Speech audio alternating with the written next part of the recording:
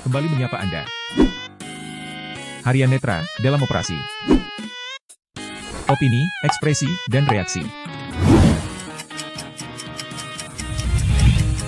Menampilkan sahabat-sahabat Harian Netra untuk mengemukakan pikiran, atau memberi reaksi tentang semua yang ada di sekitar kita.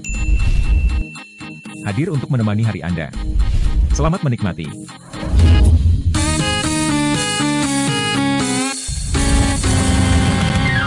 Seandainya pun wartawan itu ngeyel, seandainya pun mereka tidak tertib, Anda tidak layak membentak-bentak mereka. Jangan lupa klik subscribe dan nyalakan lonceng notifikasinya, lalu kita berkenan videonya. Halo semua, kembali bersama Harian Netra di sini. Nah, kali ini kita berada di episode operasi berikutnya, Harian Netra dalam operasi. Teman-teman, ini kali ini saya dalam keadaan yang mungkin agak kusut ya. Tapi ya, nggak apa-apa lah, bikin video aja. Mungkin karena ini opini ya. Jadi saya yakin teman-teman yang buka operasi kali ini tentu ingin dengar isinya ya, bukan tampilannya. Jadi, mudah-mudahan bisa dimaafkan. Soalnya ini teman-teman Harian Netra ini sangat gencar sekali. Udah berapa pesan masuk nih. Tolong dong dilanjut dong. Ini dong ke Harian Netra kita untuk apa di-up lagi dong perkembangan dari eh, peristiwa yang terjadi terkait dengan kasus Brigadir J gitu. Nah, itu udah berapa kali ya? Tadi saya nih sambil ngetik-ngetik ya, ngetik-ngetik tugas akhir gitu. Ya ada masuk pesan seperti itu ya. Ya udah disempatkan lah gitu.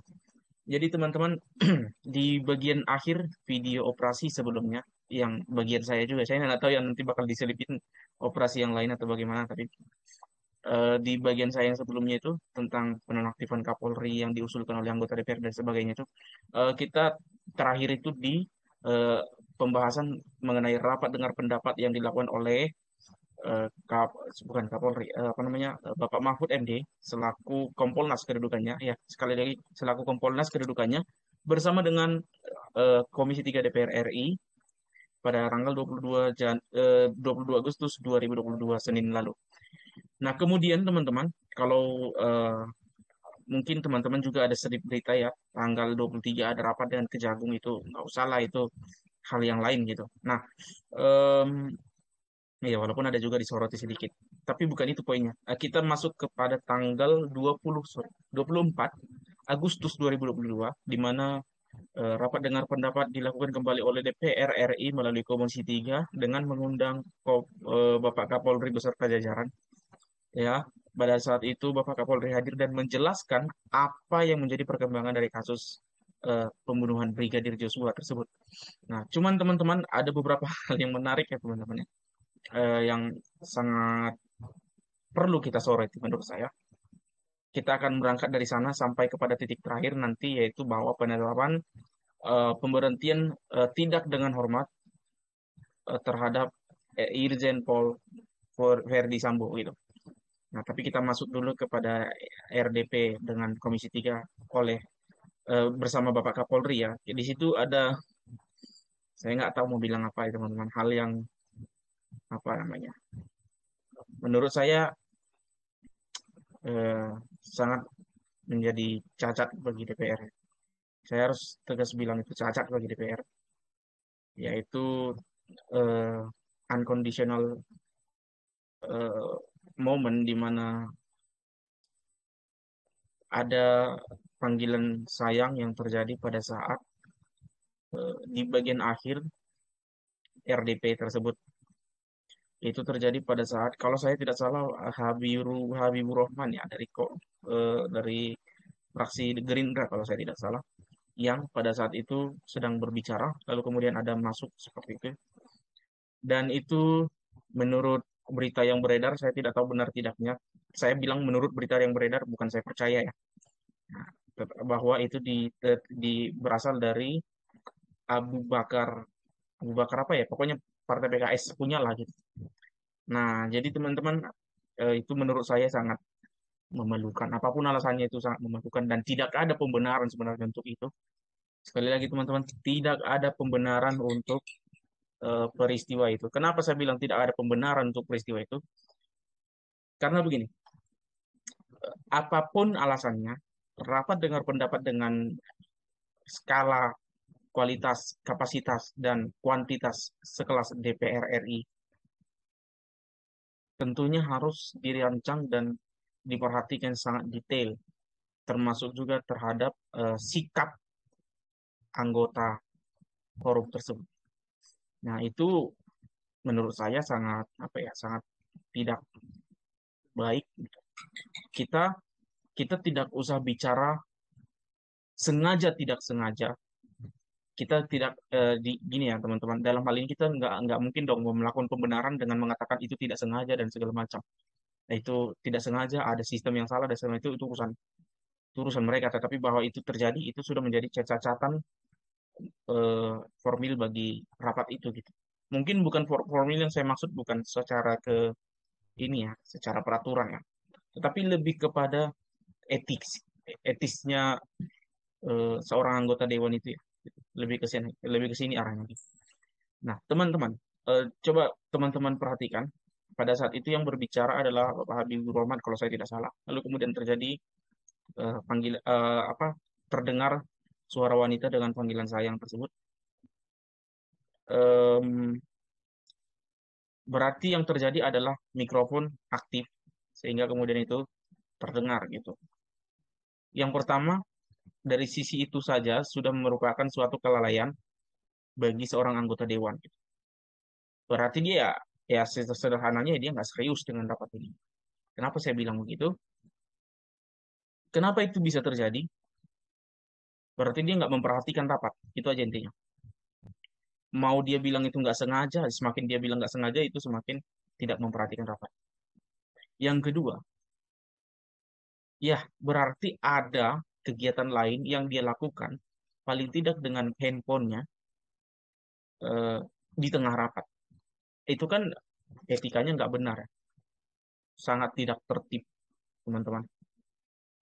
Ya, karena bagaimanapun pada saat itu DPR RI itu kan mengundang Kapolri seakan-akan mereka adalah suatu lembaga yang tegas, harus terbuka kepada publik dan segala macamnya. Wah, tetapi secara akhlak mereka sendiri menunjukkan suatu hal yang sangat mencemarkan dengan perbuatan itu. Dan itu yang sangat miris, teman-teman. Itu ditertawai satu komisi. Itu menurut saya bagaimana ya? Kalaulah misalnya itu adalah hal yang lucu, itu lucu kalau dilakukan di tengah-tengah kita berkawan, gitu. Tapi kalau di rapat sekualitas DPR, ingat ya teman-teman, DPR RI itu lembaga legislatifnya negara, gitu ya. Dan menunjukkan kualitas yang demikian buruknya, gitu. Sehingga memang akhirnya saya pun menganggap wajar ya ketika banyak orang yang tidak senang dengan DPR ya wajar. Jadi DPR-nya juga nggak usah sok-sok apa ya, sok-sok merasa terzolimi dan segala macam. Memang inilah kualitas Anda gitu. Ya kejadian inilah yang menunjukkan itu. Ya, kalau misalnya dikatakan bahwa ini kan terjadi hanya salah satu anggota. Salah satu anggota jika setiap event yang digelar oleh DPR terjadi seperti itu sekali sekali 2 kali 3 kali jadi 1000 kali akhirnya jadi sering juga. Nah, karena itu kemudian apa ya sangat miris karena itu terjadi di tengah rapat dan rapat itu bukan rapat internal ya. Maksudnya bukan rapat internal artinya bukan sesama mereka gitu. Itu rapat yang digelar bersama dengan Kapolri. Paling tidak gini lah, secara kelembagaan mereka nggak malu apa ya sama Kapolri dengan cara seperti itu. Kejadian itu gitu. Mereka dalam keadaan sedang ya terlepas dari apa ya. Tetapi secara apa ya, secara bahasa psikologis lah istilahnya. Mereka di situ kan sedang mencecar kepolisian melalui Bapak Kapolri. Gitu. Mereka sedang meminta pertanggungjawaban Kapolri. Tentunya menjadi buruk ketika hal itu menjadi terjadi gitu dan itu ditertawakan oleh satu komisi loh. Itu sangat buruk menurut saya sangat buruk sekali. Nah, tapi oke lah. Itu sudah terjadi dan nggak akan bisa diulang lagi. Nah, cuman menjadi masalah, mengapa kemudian ada orang yang mau melaporkan itu kepada Mahkamah Kehormatan Dewan lalu dianggap bahwa apa yang salah dari kejadian itu? Itu terjadi hari ini, dilaporkan ke Mahkamah Anggota Dewan. Saya nggak tahu ya kalau dilaporkannya itu hari ini atau semalam. Saya kurang tahu. Semalam udah berarti saat saya rekam video ini gitu ya. Jadi itu dilaporkan ke MKD oleh seseorang dan Bapak Habibur Rahman, wakil MKD kalau nggak salah, itu menganggap bahwa apa yang salah sebenarnya. Tapi oke, laporan sudah kami terima. Apa yang salah? Mahkamah Kehormatan Dewan itu kan bicara tentang etika DPR. Lalu dia bilang apa yang salah? Teman-teman bisa cek ya. Teman-teman bisa cek pernyataan yang ditulis oleh banyak media gitu. Saya nggak mau bilang ini benar atau tidak, tapi itu saya temukan di media. Jadi nggak bisa dibilang hoax juga ya. Tapi teman-teman bisa cek. Bisa ya dikatakan seperti itu. Apa yang salah? Itu lembaga yang mengurusi etika DPR, tapi dia bilang apa yang salah? Salahnya di mana? Nah, saya nggak tahu lah ya cara berbahasa, tapi intinya apa yang salah gitulah. Mempertanyakan kesalahannya. Jadi memang menurut saya semakin ke sini em, citra buruk DPR itu semakin dipertontonkan ke publik gitu ya. Akhirnya apa yang diniatkan itu tidak terjadi dan tidak tercapai gitu. Tapi oke lah teman-teman, saya nggak usah berlama-lama tentang ini. Saya apa namanya jengkel juga sih membahas tentang kondisi yang terjadi pada saat itu. Kita lanjut aja kepada apa yang dilakukan pada tanggal 25 Agustus di mana Irjen Pol Verdi Sambo dipanggil untuk penyelenggaraan sidang kode etik yang kemudian dilakukan pada tanggal 25 Agustus pada pukul 10 pagi sampai sekitar pukul 3 pagi dini hari ini gitu. Jadi sekitar 17 jam. Ya, 17 jam. Benar nggak sih? 17 jam. Ya, kira-kira 17 jam. Nah, em, apa yang terjadi di sana?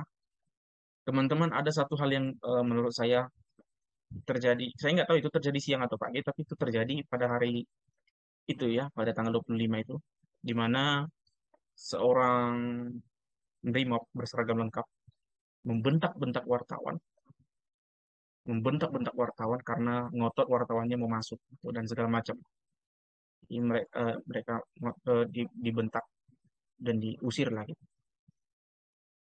Tidak tertib dan segala macam, apalah istilah bahasanya gitu. Anda tidak tertib dan segala macam. Nah, saya mau menyoroti begini teman-teman. Eh, sekarang ini polisi kan sedang dalam keadaan yang sangat tidak baik, bukan soal tidak baik-baik saja, tapi sangat tidak baik. Dan itu memang diakui oleh Bapak Kapolri sendiri bahwa terhadap terjadinya kasus ini, maka kepolisian memang menjadi turun kepercayaan masyarakat kepada kepolisian gitu. Jadi apapun tindakan polisi pada saat ini itu menjadi sorotan masyarakat. Teman-teman kalau misalnya mendengar kondisi ini pasti benar-benar geram lah. Wartawan dibentak-bentak oleh eh, Brimob pada saat itu. Nah, coba teman-teman perhatikan kondisinya pada saat itu mereka ingin meliput dan eh, sebelumnya memang sudah dijelaskan bahwa em, maksudnya sudah diberikan konferensi pers oleh kepolisian dalam hal ini Kadif Humas ya kalau saya tidak salah mengatakan bahwa sidang akan digelar secara tertutup, bahasa semi tertutup ya. Artinya di bagian awal itu akan terbuka, lalu kemudian pemeriksaan saksi akan dilakukan secara tertutup, dan putusan akan dibacakan secara terbuka. Gitu ya mekanismenya gitu. Lalu mungkin, saya tidak tahu ya kondisi yang sebenarnya, tapi mungkin, saya bilang mungkin ini dalam keadaan ingin mendudukkan wartawan pada keadaan yang paling salah. Ya, ingat teman-teman, saya mengatakan mungkin-mungkin saya ini untuk mendudukkan wartawan pada tempat yang paling salah. Kenapa saya bilang itu? Supaya kita tahu. Nanti saya akan jelaskan. Mungkin pada saat itu wartawannya tetap ngeyel nih, tetap bandel, tetap mau meliput padahal sudah pemeriksaan saksi. Misalnya gitu. Kita anggap seperti itu. Jadi tetap menyerempet masuk misalnya atau mendekat dan segala macam, tidak tertib dan segala macam. Lalu kemudian si Brimob itu marah, membentak-bentak. Oke? Nah, teman-teman, saya mau memandang begini. Sebagai seorang polisi, seharusnya pengendalian diri itu perlu. Kalau nggak bisa, nggak usah jadi polisi. Kenapa saya bilang begitu? Teman-teman, kewajiban kepolisian Republik Indonesia dalam hal pengayoman dan pelayanan bagi masyarakat itu dituangkan di dalam peraturan perundang-undangan setingkat undang-undang dasar. Yang ngomong itu undang-undang dasar. Yang ngomong bahwa kepolisian Republik Indonesia harus memberikan keamanan, mengayomi masyarakat dan melayani masyarakat. Itu yang ngomong undang-undang dasar, bukan undang-undang, bukan Kapolri, bukan peraturan Kapolri, bukan peraturan presiden, bukan undang-undang dasar. Dan teman-teman bisa temukan di pasal 30 ayat 4 Undang-Undang Dasar Negara Republik Indonesia tahun 1945. Teman-teman bisa temukan di sana. Yang mau saya katakan di sini apa? Seharusnya ini menjadi modal pendidikan dasar Polri. Pengendalian diri, ya kan? Orang mengayomi masyarakat itu gimana sih dengan marah-marah gitu. Jadi pengendalian diri itu gini ya teman-teman. Saya nggak mau menerima alasan begini. Kemarin itu ada teman-teman saya buka di salah satu YouTube ya.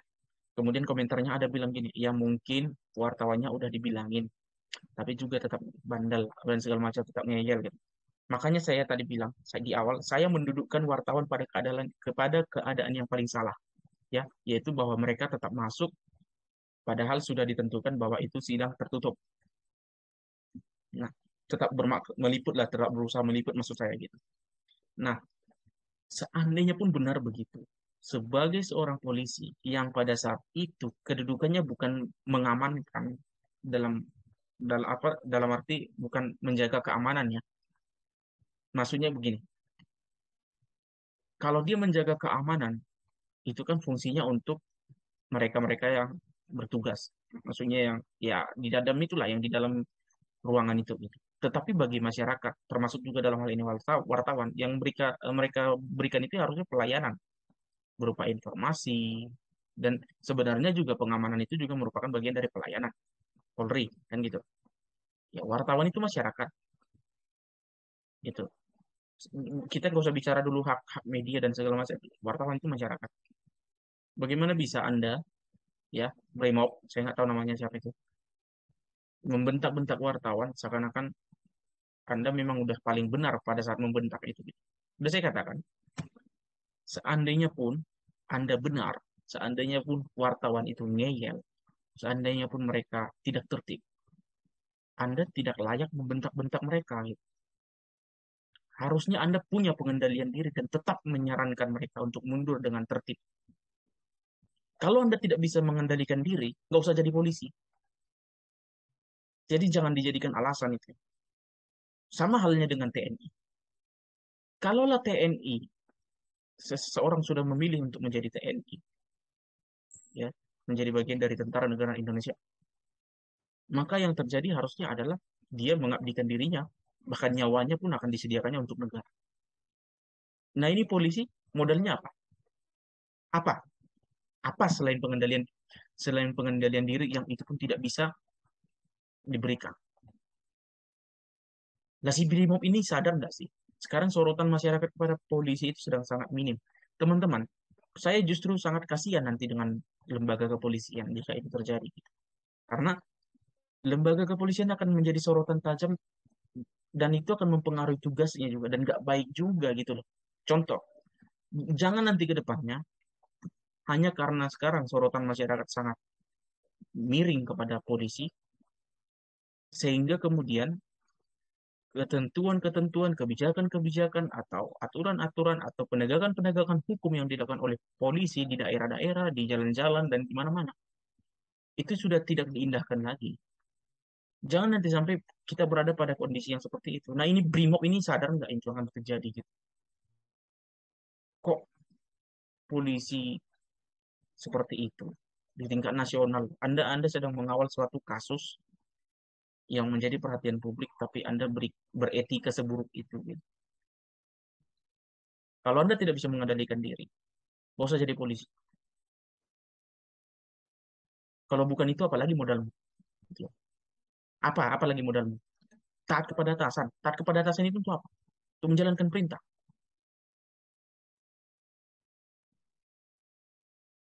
Nah, sekarang Anda sedang menjaga suatu kasus, lalu kemudian wartawan, katakanlah bandel. Kita nggak usah dulu dengar pembelaan wartawan ya. Katakanlah bandel. Lalu kemudian Anda membentak-bentak seperti itu. Saya menjijikan ya. Nada nada pembentakannya itu menjijik. Weh wartawan. Gitu. Wih, kesal saya dengarnya teman-teman. Itu sangat menjijikkan dilakukan oleh seorang anggota BRIMOB. Sekali lagi, apapun alasan,